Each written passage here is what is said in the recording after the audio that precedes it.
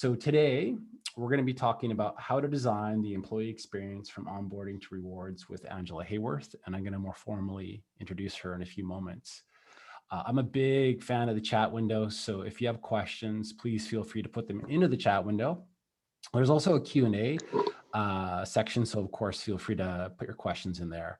We occasionally will answer questions on the fly, but a lot of times we'll save the majority for the end.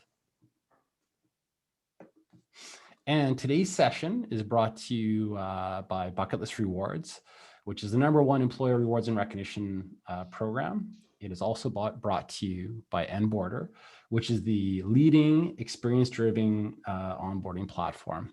And I'm going to be hosting today's session.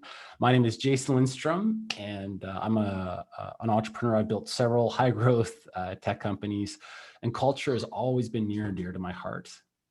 Currently, I'm the CEO of Bucketlist Rewards, and it's really cool. I've had the chance to work with everything from startups to Fortune 100 organizations across all sectors, everything from finance like RBC Bank, one of the biggest banks in the world, to teams like the NBA team, Orlando Magic. But more importantly, we have Angela Hayworth with us today. She has over 20 years experience in full talent lifecycle design. She's also had a chance to work with Fortune 500 organizations. And she's also had a chance to work in talent attraction, acquisition, retention, development, performance planning, and engagement. And she's also a sought after expert in culture building and employee engagement. So welcome, Angela. It is truly a delight to have you here today. Thank you, Jason. It's a pleasure being here. Wonderful. And today we're going to be giving Angela a ton of good questions, and there's a lot of great content we'll walk through. Speaking of which, our agenda is pretty straightforward. I'm going to share some quick stats regarding HR in general. We'll be talking about the great resignation boom, which I'm sure many of you are now aware of. We're going to be sharing some feedback on why this is happening now. But then we're really going to pivot, and Angela is going to be able to share some great ideas on how to redesign the employee experience. We're going to be answering questions around the role of hybrid remote work. And we do have some great or fun bonuses at the end, which we'll get into. And without further, Deirdre, I see you asking about, is there a handout to follow? 100%. We're recording today's session, and we'll be sending that to everybody. We will also be sharing a copy of the slide deck as well. So you'll be in good shape. And my apologies, we'll also be sharing the educational credits at the end of today's session as well. So we'll be good to go. Excellent. So I'll keep trucking right along here, and let's talk a little bit about the great resignation. So I believe many of you may have heard of this concept, but in summary, between 40 to 50% of workers globally are considering leaving their current employer this year. In the follow-up, we'll send a source to this exact stat. But Angela, I'd love to invite your commentary and thoughts on this somewhat alarming statistic.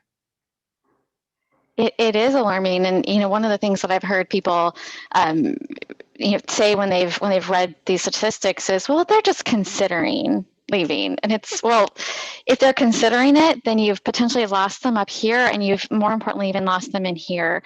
And so whether they actually leave or not, if they're considering it, you've potentially lost some engagement along the way.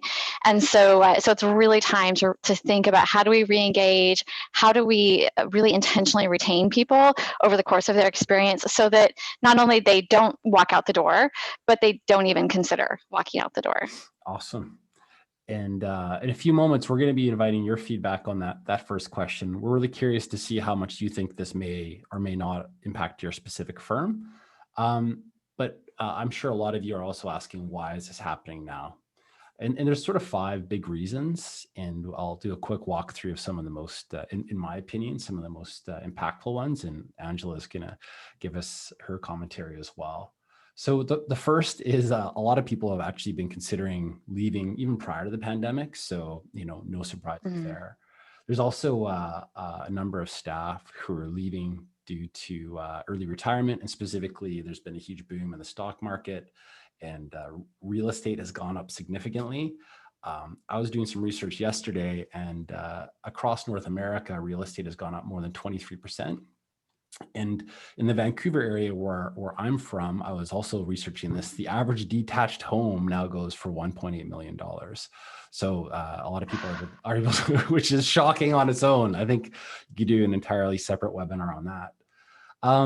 Point number 3, a lot of people have really reevaluated the career paths. Number 4, people are looking for pandemic-proof jobs. And this one's really interesting. A lot of people are focused more than ever on an organization or career that allows for better work-life balance. Mm-hmm. And then lastly, there's a record number of jobs in the US right now, specifically 9.3 million. And to dig a smidge deeper into that last stat, the number of job openings is only going up. So I did a bit of economics in university, and it's sort of a supply demand opportunity. There's more careers than ever before. So certainly people are able to look for new jobs. But Angela, I'd love to hear your thoughts on these kind of 5 bullet points. And actually, if you could go back to that bar chart for a second, it's interesting that you ended it in April, probably because that's when the data was available. Because I had just seen a stat that came out in early June that April also had the highest quit rate. I don't know exactly how they measure that, but the highest quit rate on record. I think it was 4 million people left their jobs. So we have 9 million open jobs and 4 million people who left their jobs. And you would think, oh, great, there's a connection, but they're not always necessarily the same, one for one. But it's interesting to see it's both supply and demand, like you said, happening at the same time. In terms of those 5 reasons, I think all of those, like you said, are valid. I would look at kind of the summation of all of those reasons of why is the resignation happening. And may I just pause and say, a year ago, would you have thought we were having this conversation? that we would have this many people that were quitting? And really, a year ago, we were deep into the throes of unemployment, and people were scared, and we didn't know what was going on. And I really think that's part of what we're seeing now, is that has played itself out. People are now putting a premium on good experiences and on their families and on their life, because we've had this thing we've all lived through. We've had this shared experience across the globe. We've all lived through it, and we're no longer, as a human, we're no longer okay tolerating things like bad leadership and stressful environments and stressful commutes and lack of balance and things like that. And people are making their voice heard. And so I think if I look at all of those 5 reasons that you had up, that really is that summation of we're putting a premium on great experiences and we're no longer putting up with bad ones. Awesome. I think that is a wonderful summary of what's happening to date. I'm going to jump into the next section here. So we'd love to hear from you now, and I'm gonna pop up a poll question for all the attendees here, and that question is: what % of employees do you think your organization will lose this year? And this is anonymous. I'm gonna launch this poll. So there will be no bad marks against you personally by any means. We will share the aggregate data just for your interest, and there's a pretty large number of people on today's call. Excellent participation group. I can see a ton of you now voting. I'm going to end the poll, and let me just share the results with everybody here.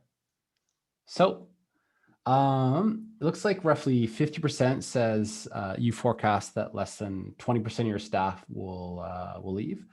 And then around 40% said between 20 to 40%, and a smaller margin felt that over 40% might turn over. So it looks like there's a pretty big, broad results from the survey. Mm-hmm. But certainly a good majority thinking that maybe you're not going to be at the heights that some of the predictions are coming at, that you'll be at that less than 40 to 50%. So I hope that's true. Me too. And just to dig a smidge deeper, what we're as you can probably tell, what we're doing is kind of framing some of the problems, but also we're going to be talking about the opportunities in a second, which is the exciting part. But to dig a little bit deeper into what this could mean for you, if we look at the cost of turnover, like I'll summarize this one with one comment from my point of view. Every great leader I know hates to lose an A player, whether that's a senior vice president of sales or whether it's your director of people. Nobody wants to lose an A player. But, hypothetically, what is the ROI, or what is the cost of all this? Let's just assume you had an organization with 1,000 people, and then you were on the very high end of that. 40% of your staff were to resign. So that's 400 levers. And if you take an average salary of $50,000, it's roughly 20% to replace those people. So it'd be $10,000 per replacement cost. That results in a cost of $4 million. And please appreciate / bear with me, these numbers are not perfect. There's a number of additional costs associated with losing a great person as well. But certainly there, as I mentioned earlier, there's a lot of pain with losing good people. And Angela, any other sort of comments or thoughts on this before switching over? Yeah, first of all, I think it's so important to have numbers like this in your head, because we need to be able to speak in dollars and cents to our business partners. And we also need to realize there are things that we can't always capture in dollars and cents. There's the just the exhaustion that happens when you think about having to recruit. I had a client say that to me the other day. He said, if I have to hire one more person, I'm just exhausted. I don't want to do it anymore.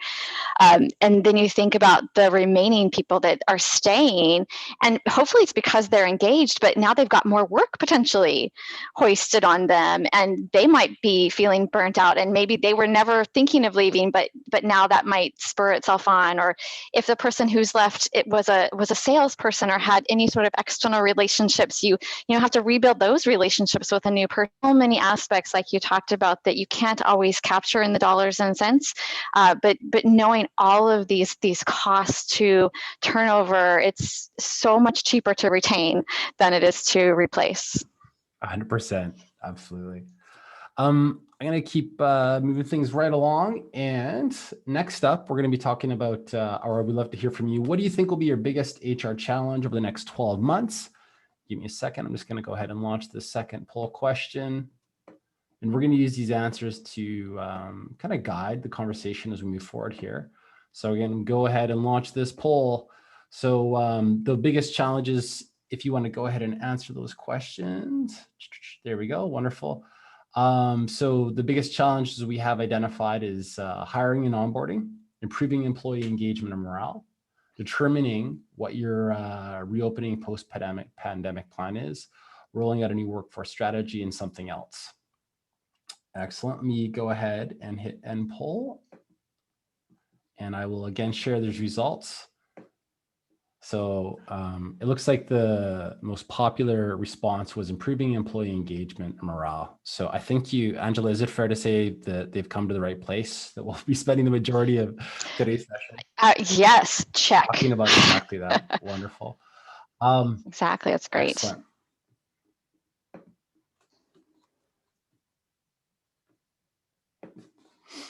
Wonderful. So what can we do about all this? Simply, we just need to redesign the employee experience, compete for and retain the best and most diverse talent.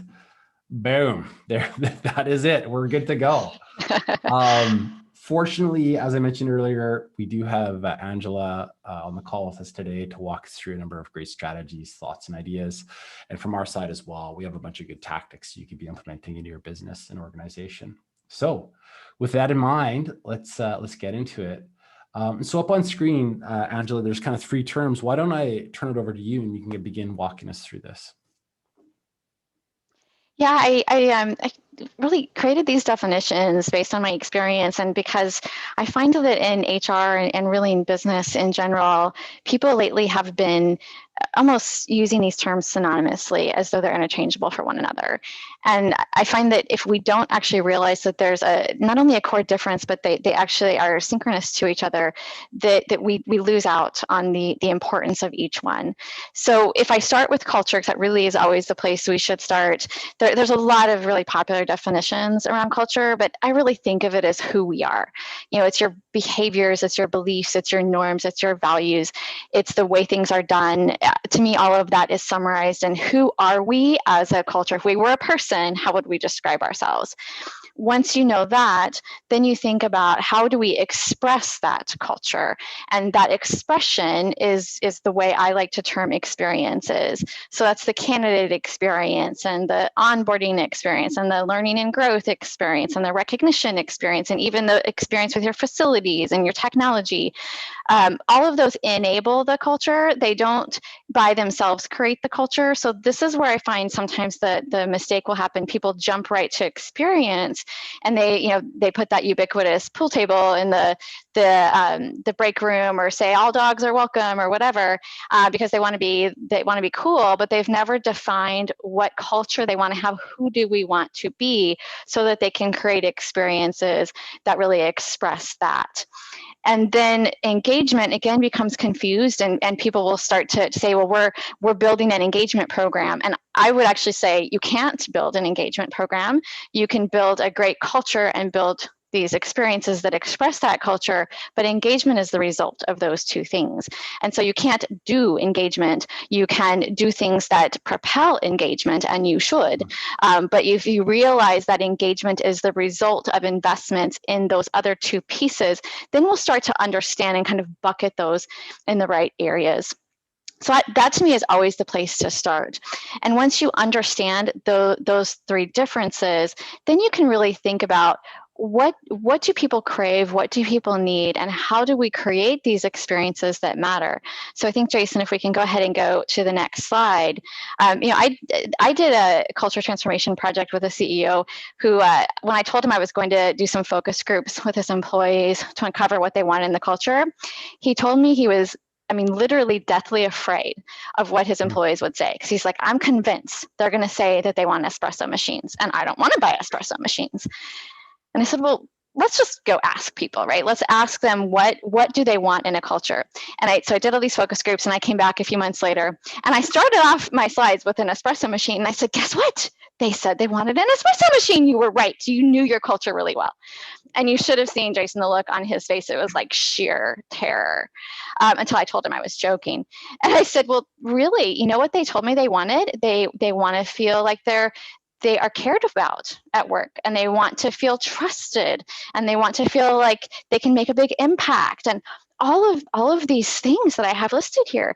Because really, as humans, we're wired to want to belong. That's part of who we are as human beings. Whether you're an extrovert or an introvert, whether you're an Xer or a millennial or a boomer or whatever, you want to belong. That belonging may look a little bit different for you, but we all want to belong. And belonging manifests itself in really these big four categories that you have here. It manifests in having the flexibility and choice to manage your life and your work with the appropriate flow and the appropriate amount of discretion and autonomy. It is about having the challenge and the ability to make an impact, to feel like you matter and what you do matters. It's about feeling cared about and recognized for what you do. Really being seen is really, to me, what recognition is about. And then it's about those connections and that collaborative nature with people. If you have those four things, you have belonging, and therefore you've created these great experiences along the way, if you can really kind of check that off. And so if I think about this related to the Great Resignation, if you have an engaging environment where people belong, and it has these four elements across each of these experiences, they're not going to consider leaving. You've created an environment where people want to stick. They want to stay, because nobody really likes to leave places. It's a lot of work, but you feel like you might be chased out the door. So if you give people across all of their experiences, across their whole life cycle, these four elements within their experiences, they won't ever consider leaving. Yeah, I might throw in one quick comment too. I really appreciate how you took the time to break down that word belonging. Like in my experience, belonging is a bit of a buzzword these days, and like it sounds and it feels, it certainly sounds and feels good. But having, like, as you're going through those, I'm mentally in my brain, like this is a wonderful breakdown of exactly what that includes, and also it better prepares me for if I want to tackle or truly have a culture of belonging, like these are the 4 different categories to be addressing. Which is Right. excellent. And understanding what that means to your people. Flexibility is going to look different for one organization versus another, but having those kind of buckets in your mind, I think really helps to understand what people are really going for. And you know, one of the things that we saw in that poll, and that we've had the chance to talk a little bit about, is how does this relate back to this whole thing that we're experiencing today with hybrid and remote? I think that's the next piece, the next slide, which is that, you know, the easy answer is, if when you say how will this impact engagement, is that people crave freedom, like we just saw in that earlier slide.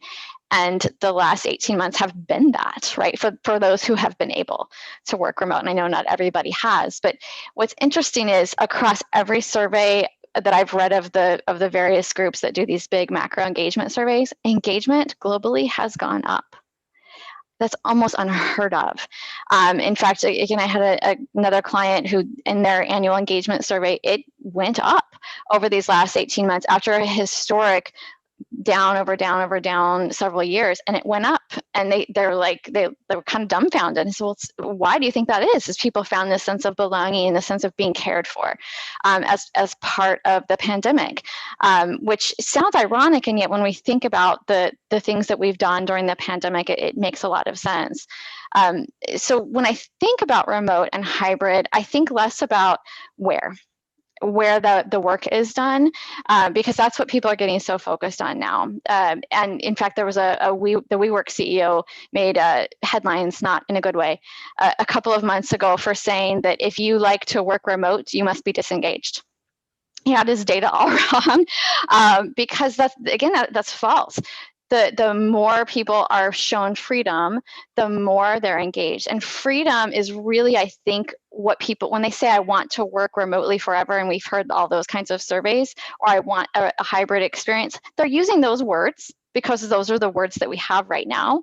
But I think what they really mean is, I want to feel that freedom. I want that first element in that list. And that's what they have found. And once they have that, once they've had that for the last 18 months, taking it away is incredibly disengaging. It's worse than never having had it at all. Right. So in terms of how will hybrid and remote work impact these things, it will impact it positively. If you design those experiences in the appropriate way, it will actually push your engagement up.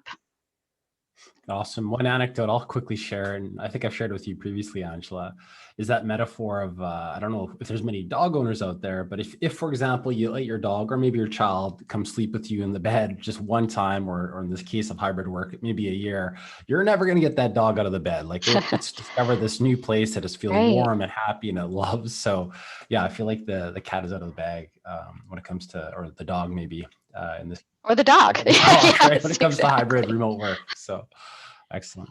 Yeah. Well, and I think that you know, I've heard some people say that as they're trying to argue for one versus another, you know, there's several leaders that are arguing for, well, we've got to get everybody back into the office because we've suffered. Our culture has suffered because we haven't been connected. And, you know, I would say that that's a misunderstanding of what not only matters to people, but how connections can happen. I don't know about you and the folks listening in, but I feel like I have often, I've been more connected almost these past 18 months to people than not. I'm being invited into their living rooms and vice versa. And I'm looking at them eye to eye on camera, and it's almost democratized our communication. I don't have to walk into their, you know, cushy leather office or vice versa. I can just be myself, and, you know, a kid might pop into the screen, or a dog or whatever. And it's created a level of connection that I don't think was there when we first did this 18 months ago or so, because it was just high stress and nobody knew how, you know, what was going to happen, and we didn't know how long this was going to last. But as we've settled into this, as that dog has settled into the bed, we've found ways to connect that maybe we never did before.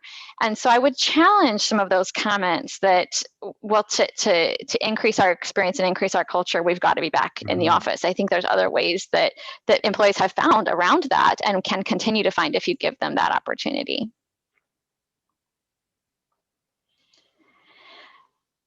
And then this next question is really about outside of hybrid and remote. How do we just think about the employee experience overall?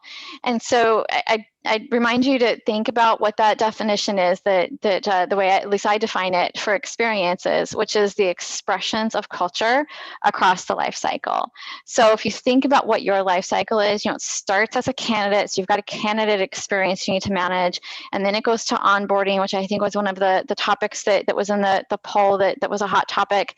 And then it often goes to performance and learning and growth and my recognition experience, and as I accelerate my career in the organization. So if you really kind of think through that whole journey in your organization, and you keep thinking about going back to those 4 elements, and I think we might be able to go back to that slide with those 4 elements of belonging, that if you think about the designing an experience across each one of those, experience isn't one thing, experience is a series of things. And you think about making sure that each one of those candidate experience, onboarding experience, recognition experience, et cetera, kind of checks these boxes, so to speak. What I would tell you is these don't just happen. Flexibility and choice, making impact, recognition, collaboration, they don't just happen. And I've had people say, well, why do we need to design the experience? Experiences are just part of employment. They just happen. But if you think about these 4 elements of belonging, they don't just happen. You have to be intentional and designing experiences that hit at these 4 pieces along that whole cycle. So that is really the place I would say, the core place to start after you've defined the who we are with culture. Excellent. And I'm going to take a moment to pause. There are some really great comments that came through, especially when you were talking about the hybrid remote work environment. And so I just want to say thank you. The first one came from Erin, and I just want to reshare her comment because I suspect many of the people on today's call also feel like this. But Erin said, love this. Our whole campus came back last week and there were signs everywhere saying we're better together. I feel like the senior leadership is trying to talk everyone into feeling good about being back without actually considering the opinions of the majority. And that was, there was a second comment very similar to that from Teresa saying, I must say that when my supervisors called me back to ask me when I was thinking of going back to the office, I felt so undermined, being that I'm the only one with a minor at home. So I mean, I think your comments are really resonating, Angela, and certainly with the attendees today.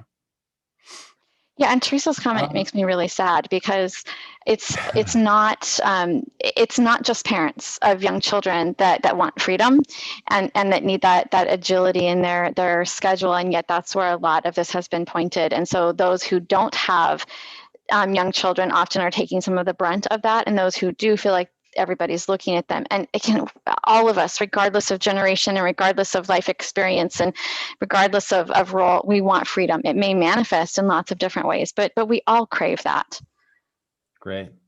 We're going to kind of switch gears and share some tactics, both from the employee experience onboarding side, but also kind of rewards and recognition side now. And I'll draw from real world stories. And in each case, ideally, these are things you could deploy into your organization today. And I'm going to jump into that now. So the first is from an organization called 1-800-GOT-JUNK. They have employees all over North America. Up on screen on the right-hand side, you can see a photo. This is Brian Scudamore. He's the CEO. And something they do to create connectivity and alignment is they do something called the daily huddle. So they get their entire team, which numbers in the hundreds, like high hundreds, from all over North America. And they talk about good news. They recognize staff for living their core values, and GOT-JUNK, they've done a really good job of defining their values in detail. They also share their company KPIs, which tend to be around revenue, and they have a really simple metric, which is a thermometer going up or down. And I've actually had a chance to attend a few of these now. I've gone in back in the old school days, I've gone into their office to attend it, and the meeting had a ton of energy. What was cool about it, it did a really good job of creating alignment and indeed happiness. Google also does something like this. Their version is called TGIF, thank God it's Friday. And they have 70,000 employees across many, many different countries. And the reason I share this is that this concept works really well, both at the small company, mid-sized company, but also at the enterprise level. Next up, I'm going to talk about just the concept of recognition. So Angela's already kind of discussed this at a high level, but I know in the remote, hybrid, or even in person, people want a sense of kind of being connected to one another. They want a sense of belonging, and recognition is an incredibly powerful tool to do that. I know in the remote hybrid environment, many organizations use instant messaging tools like Slack or Microsoft Teams. And something really effective that I've seen done is organizations will create a channel called like recognition. It can be celebrate, it can be kudos, whatever you want. And then you'll invite all staff to join in and begin recognizing one another for good work. And this whole concept is just peer recognition. Peer recognition is really impactful because managers don't always see all the good work that's happening in the field. And when all staff can participate, they often can shout out and comment on one another's good work. As a huge bonus, have staff recognize one another for the company values. When people are recognized for the company values, they feel more closely connected to the mission of the organization, and employee engagement can go up more than 25%. It can also lower voluntary turnover by more than 30%, because again, people feel connected, they're recognized for their good work, everybody's participating. We've rolled this out at organization and seen just some awesome results. And then something else that's pretty darn impactful is just this concept of brag boards, where you'll showcase the great work that your team's doing. You'll tell hero stories. What we've seen happen is that when you tell a great story about somebody who's doing good work, a lot of other people are thinking in the back of their minds is, I want a story told about myself. And so these hero stories are a great way to create alignment around certain behaviors. Maybe it's customer service, maybe it's innovation, it's whatever is meaningful to you and your organization. And again, if you have an intranet, you can plug it in there. If you have a weekly newsletter, you can build it in there. But it's just a really powerful way to recognize outstanding performance. Great. So those are kind of 3 quick tips around the rewards and recognition side. And I'd love to turn it back over to you, Angela, and ask the question, how can we deliver a great employee experience for new hires?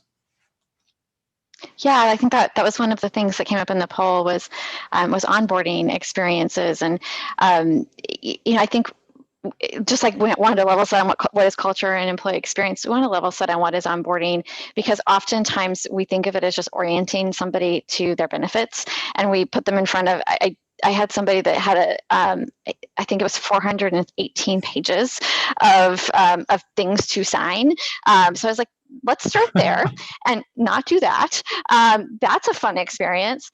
That's not what onboarding should be, right? Every single one of us, whether you're going home from that office, if it was in person, or you're getting off the video, if it was a virtual experience, every single person after you're done getting onboarded, what's the question everybody's going to get asked? Whether it's the person, the partner that you live with, or somebody who's going to call you and check in with you, they're going to say, "How was your first day?" And if you said, "On my first day, I got 415 pages of paperwork," yay. You're not very excited about staying at that company very long.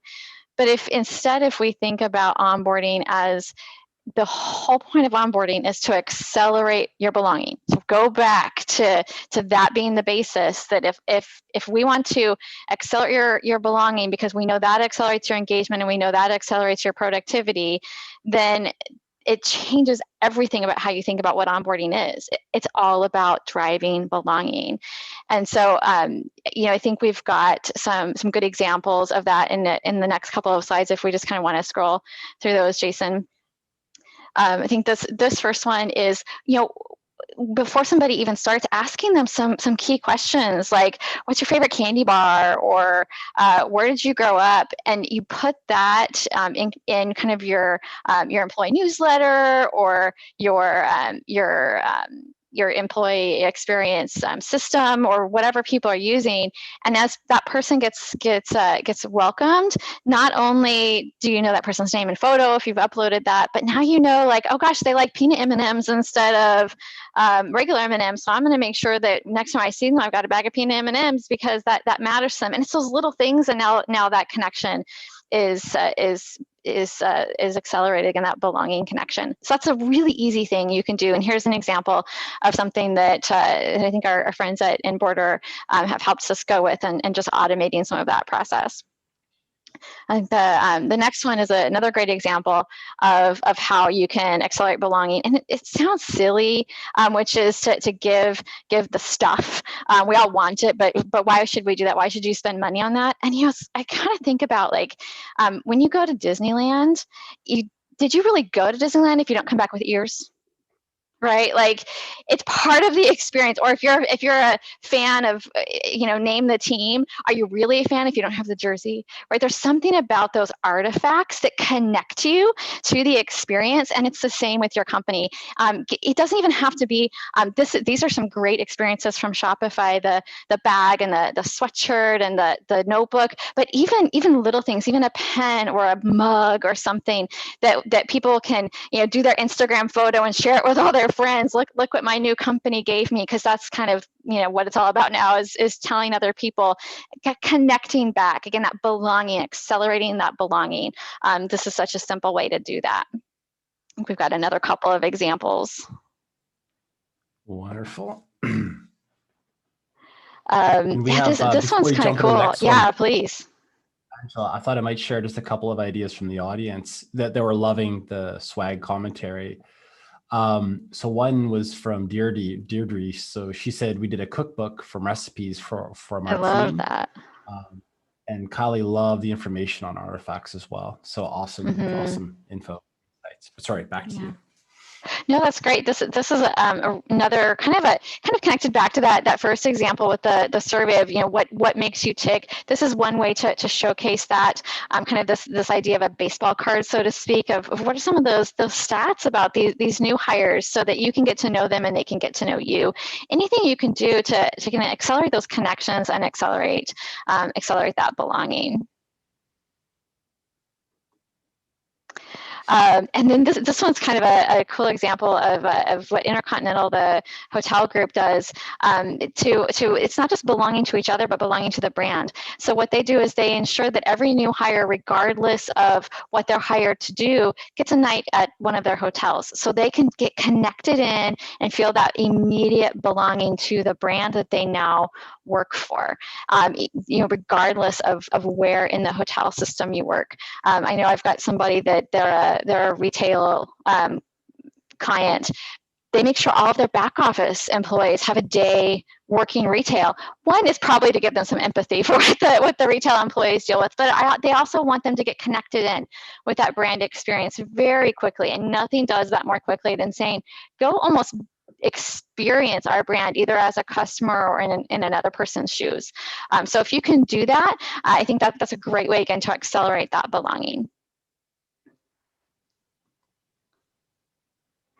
And again, it's kind of like the artifacts. Sometimes it feels a little bit silly to decorate desks and to have welcome banners and things like that if you are back in person. But what a simple way that Enboarder welcomes people and again says, we're glad you're here, we care about you, and welcome. And my guess is that some of the things that are on this gentleman's desk are things that maybe he said in his survey matter to him. So now it's, gosh, they saw that I like peanut M&Ms, and they're going to put those on my desk on my first day. And if you're not coming back in person, think about how you can do this in more of a remote environment. Maybe there's something you can mail them, or different ways that you can do things remotely. Some more great examples. Yeah. Great. And then for kind of the last discussion question, how do we get leadership buy-in to prioritize the employee experience? What are your thoughts on that, Angela? Yeah, and there was I think it was Erin that I saw came in a while ago with a kind of a comment or a question around these, leaders that are really not understanding why remote is so important, and asking people to come in for their own edification. And I think that's kind of part of this question as well. I would say that on that piece, leaders that are insisting that people come in when there's not a good reason for it. I know not all roles are conducive to remote, but when you've shown that you can be effective in a remote environment for the last 18 months, and now they're saying we have to come back because that's the only way we can do work, I will tell you this is not necessarily what you're going to want to go tell them directly, but those leaders they feel like they're losing control. And they feel like their only way to gain control back is to have people like in person in the office. And so as an HR professional, I would encourage you to coach those leaders to understand that this isn't about gaining control, it's about gaining engagement, and pull out those coaching muscles that you have. That if it's about engagement, that's about retention. And if we don't want to lose people, which is really our whole framing to this conversation, we've got to do things that help them feel engaged. And telling them they've got to be in the office just to make yourself feel better is not a way to make them feel engaged. So I just wanted to make sure we threw that in. Overall, around leadership buy-in, I really think it goes back to that early slide you had, Jason, with the costs. If we can show that there are actual dollars and cents costs as well as emotional costs to losing people, you will be able to showcase that, again, like I said earlier, it is cheaper to retain, cheaper to accelerate in a great onboarding experience, cheaper to reward than it is to have to replace constantly and have that churn constantly going. If you think about it as an investment, the employee experience is an investment in engagement. Every single experience will reap a reward in higher productivity and higher profitability. And you can put dollars right onto that to showcase that to your leaders. To me, it's how do we afford not to do it? This is how we don't lose people during the Great Resignation. Awesome. Angela, thank you so much. And we've done a pretty darn good job regarding timing. And just to kind of quickly recap, what did we talk about? We talked about, as you just mentioned, the Great Resignation boom. We talked about the cost to replace great employees. We also discussed ideas and tactics on rewards and recognition, and more ideas and tactics on how to create a great new employee experience. We're now going to switch to Q&A in just one moment. But prior to doing that, I had one more poll question. So as I mentioned earlier, today's session was brought to you by Enboarder, by Bucketlist, and by Talent Lifecycle Designs. And so the last question is, if you're interested in learning anything more about these great organizations, feel free to just check off one of those boxes up in the poll right now. I can, from experience, obviously I'm a little bit biased, but these are some great organizations. And it looks like tons of you are very cool. There's lots of people who are interested in learning about everybody. And I'll give this a few more seconds to run here. Wonderful. And then we're going to get into the Q&A side of things. Excellent. And I'm just going to go ahead and hit end poll. So we're going to do Q&A. I'm going to bounce around a little bit here because there are some fun pieces. First, just as a thank you for attending, you're going to get some bonus content from Enboarder. This includes the virtual onboarding toolkit, a best practices hybrid onboarding template, and a new hire onboarding checklist. So some great freebies just for showing up today. Also on screen, these are the credits from HRCI and SHRM. So you can see the credits up there, and we'll be circulating these via email afterwards as well. And then back to the audience Q&A part of it. And I can already see a bunch of questions coming in. I'm just gonna sort through these. Give me about 3 seconds. So I wanna circle back to one of Samantha's questions. And she had put this into the chat window. And that question is, I'm hearing more and more from other HR leaders in my network that the hybrid approach is causing some folks to already feel excluded if they are having a remote day. Meetings are already excluding the folks that are not in the boardroom and need to dial in. How do we successfully go hybrid if there hasn't been a baseline process built up for doing remote well? And Angela, I think this is a great question for you if you're Yeah, I was thinking it's really all, it goes back, everything is like about definitions, right? How do we define hybrid? I'm hearing companies are, it's like a social distancing kind of meant nothing when something was already distance, or I remember the contactless. I walked up to a red box and it said, "We're now contactless," and I was like, "Oh, I don't have to touch the screen?" No, it meant there was no person. I was like, "Well, it's always been no person." So it's like we're using that word contactless just to throw it around, just like it's the new vogue word. I kind of feel like that's with hybrid now, that we're using the word hybrid just because every once in a while someone can work from home doesn't mean it's hybrid. I would really think about the design of your hybrid environment, and really one of the best ways to think about hybrid versus in office, if you have that ability to consider it, is when do we need to get together for synchronous work and for team building? And that is when we should come into the office together. And when are we just heads down getting stuff done and working? And that's when we should or can have the opportunity to be at home. So instead of just saying, well, you can work from home if you want, or come into the office if you want, to me, that's just a flexible work environment. That's not necessarily a hybrid experience. A hybrid experience is that designed experience that says there's certain times that we're in because we're teaming and we're brainstorming and we're ideating and we're doing all of these things together that are best done for sure in person. And then our actual work time is maybe away. It may not be at home, but it's away from the office. So I don't know if that helps, Samantha, but instead of just giving people I'm at home on Mondays, and I'm at home on Tuesdays, and I'm at home on Wednesdays, it's going to be a free for all, and people are going to have that FOMO of one or the other. But if you say on Wednesdays, for example, is our ideation day, and we're all here and we're having that great teaming experience, and the rest of the time now you can decide where you want to be. You can go home or not, depending on where you want to work. I would think about that, synchronous work versus asynchronous work. Excellent. And there's another good question that I think, Angela, you might be in a good position to answer. So I'm interested in hearing about the stay bonus program details. Would you mind sharing more thoughts? Yeah, I saw that. I would love to hear about that. Yeah, there's a Kylie, I would love to chat with you afterwards and hear a little bit more about it.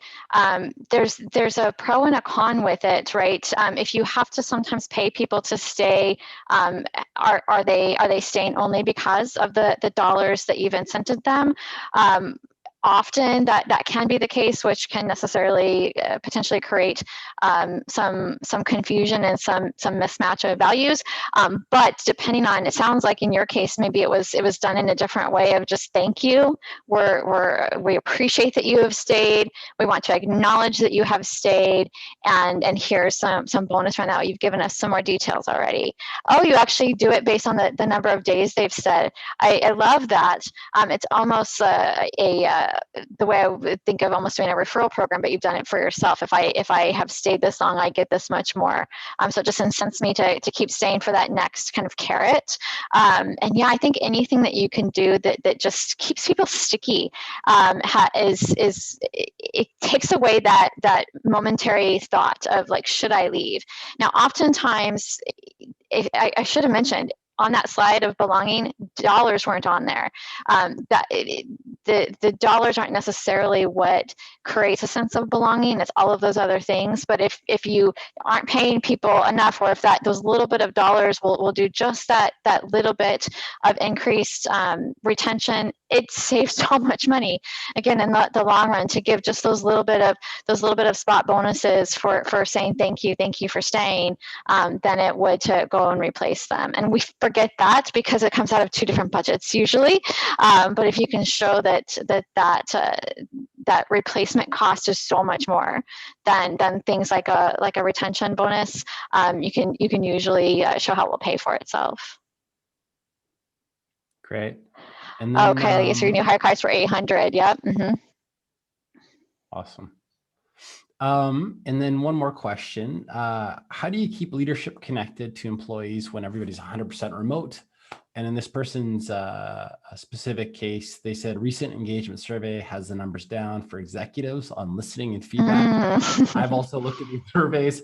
I don't want to, almost universally, I've seen those numbers down as well. And I've seen hundreds of these surveys. So, but anyways, the question being, how do you keep leadership connected to employees when 100% remote? Angela, what are your thoughts on that? Yeah, I think it's so much about intentionality of how can leaders themselves feel connected and people feeling connected back to those leaders. And it could be as simple as doing self recordings and sending them out to people of checking in, letting you know how I'm doing. Here I am from my daughter's bedroom because that's the only place I could find some quiet today, or here I am wearing my t-shirt and shorts because I'm sitting outside. Wherever they can do to show that they are real people, that they are experiencing some of the same real things, and having some of those video connections and putting some of that transparency, stripping down some of that leadership message that so often we put in front, especially when we're in an office. I think, like I said at the beginning, this remote world has kind of democratized so much of our experiences, and that leader is no longer sitting in their big office with a leather chair. They're sitting again at home in their daughter's room, just like the rest of us. And so them showing that side will help them feel connected and help people feel connected back to them. So I think it's just stripping down and reaching out. The other thing I remember somebody saying is, at the beginning of the pandemic, she was pregnant at the beginning of the pandemic and then had her child. I think it was around Christmas time. And she said, everybody kept asking me, how am I? And they were really concerned because of everything that was going on. They wanted to make sure I was okay. And they've stopped asking me now. Now they take it for granted because we're 18 months later that I'm okay. And she said, I'm not okay. I want people to ask me how I am. So I would say that too, of just leaders should be asking, how are you? And you saw me lean in. That's important, right? Leaning into the camera, looking at them in the eyes, and saying, Jason, how are you? How can I help you today? And as a leader, that's part of how leaders feel connected, is by showing that connection back to others. Wonderful, thank you. And I want to be respectful of everybody's time, so maybe we'll do one more question and then we'll move to wrap. But Angela, I'd love to hear from your experience when it comes to the employee experience. What's the most impactful thing to keep in mind? I think that the biggest thing is congruence between those three elements of culture, experience, and engagement. It's so easy to throw things out that are easy to do from an experience standpoint, but if they're not congruent with who you want to be, they won't matter, and they won't create that engagement. You can say we're a flexible environment, but then if you force everybody back into the office, or hey, we're casual, but the second that you're on camera with a big wig, make sure you put on a tie. Those things aren't congruent with one another, and you'll lose that engagement. So I would say that's the biggest thing, is define that who you are with that culture piece, and then have everything tie back to that, so that it all comes back to consistent messaging. Awesome, wonderful. So I'd like to give everybody a sincere and heartfelt thank you for joining us today. I know that myself and Angela have loved having you join us.